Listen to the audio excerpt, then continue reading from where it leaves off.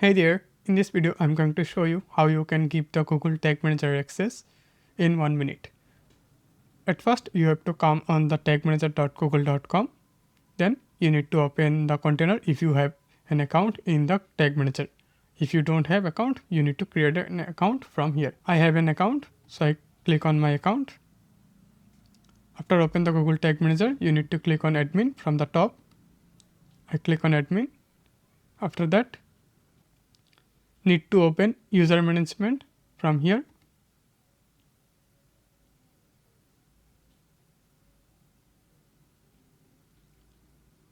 Need to click on the plus icon. Click on add user. Enter the email address. Click on enter again. Click on the administrator. See all container. Select to publish. Click on done. Send invitation.